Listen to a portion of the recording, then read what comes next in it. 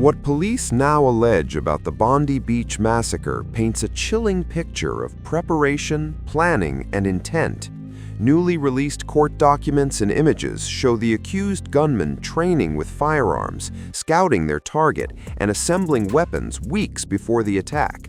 15 people were killed at a Hanukkah celebration, the deadliest mass shooting in Australia in nearly 3 decades. Investigators lay out how they say this terror plot unfolded, step by step, including photos of the father-son duo training with shotguns. Australian police allege the Bondi Beach attack was not spontaneous but carefully planned over several months. Court documents released by New South Wales courts say father and son Sajid and Naveed Akram carried out reconnaissance, weapons training, and logistical preparation ahead of the December 14th shooting that killed 15 people. Among the newly released exhibits are images taken from videos recorded weeks before the attack. Police say they show the accused handling shotguns and moving tactically in a rural area of New South Wales. Investigators allege the footage demonstrates firearms training in preparation for the assault. Other images show the men posing with weapons, reinforcing police claims the attack was rehearsed long before the day it unfolded. Police allege the pair visited Bondi Beach just 2 days before the shooting, walking along the same footbridge where they would later open fire. CCTV footage is cited as evidence of reconnaissance, showing investigators say the men scouting crowd locations and access points. On the morning of the attack, CCTV footage showed the men leaving rented accommodation in Sydney's Campsie suburb, carrying long items wrapped in blankets. Police say those items included shotguns, a rifle, improvised explosive devices, and Islamic State flags. Court documents allege the attackers first threw pipe bombs and a so-called tennis ball bomb toward the crowd. None detonated. Moments later, police say they opened fire on people gathered for a Hanukkah celebration. 14 people were killed at the scene. Another later died in hospital. Sajid Akram was shot dead during an exchange of fire with New South Wales police. His son, Naveed Akram, was critically wounded, later discharged from hospital and transferred to prison. Naveed Akram now faces 59 charges, including 15 counts of murder and terrorism offenses. The attack has reignited national debate over extremism and anti-Semitism in Australia. Prime Minister Anthony Albanese has faced criticism from Jewish community leaders, including boos at a public memorial. He has since apologized and pledged stronger laws to combat hate speech and violent extremism. As Australia mourns, the court documents offer a stark reminder of how quickly extremist ideology, preparation, and violence can converge with devastating consequences. Last night, the Jewish community returned to Bondi, along with many thousands of other Australians, to show that unity will triumph over division, love will triumph over hatred, and importantly, light will triumph over darkness.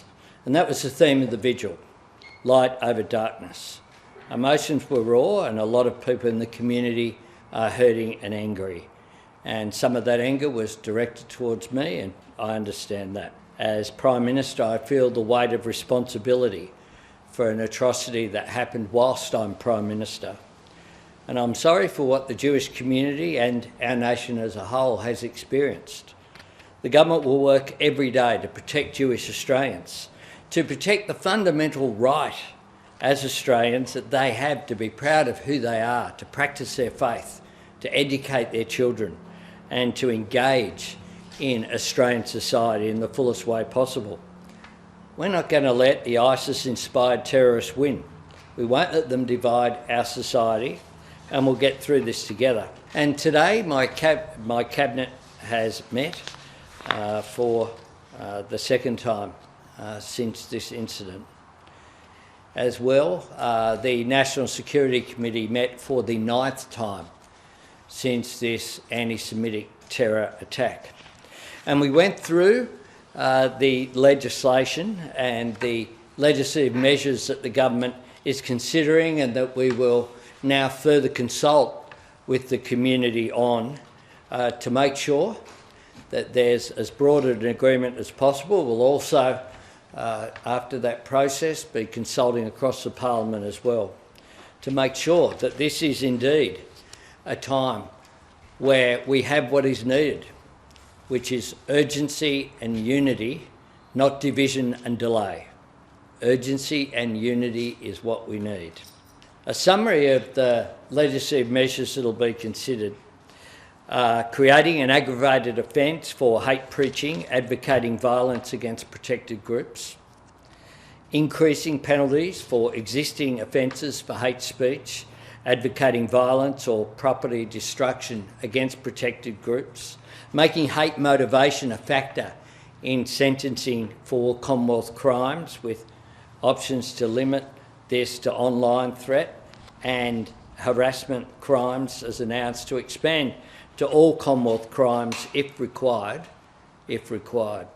We want to list prohibited hate organisations to make it a criminal offence to join, recruit or support an organisation listed by the Home Affairs Minister and the Attorney-General. Racial vilification and promoting racial supremacy offence. So we're considering drafting options there. We want the power to cancel visas where the Home Affairs Minister suspects a person has engaged in vilification, hate speech, promoting violence, displaying hate symbols or associating with a terrorist organisation or prohibited hate group. We're looking at changes to hate symbols offences as well, and also looking at changes to the Customs Act to ban importing extremist material or hate symbols. In addition to that, we had a discussion about gun laws, and today the State and Territory Senior Officials Group is meeting. We want to work through with State and Territory governments. I know that New South Wales is considering legislation this week, but we want to work through right across the board those changes or proposed changes.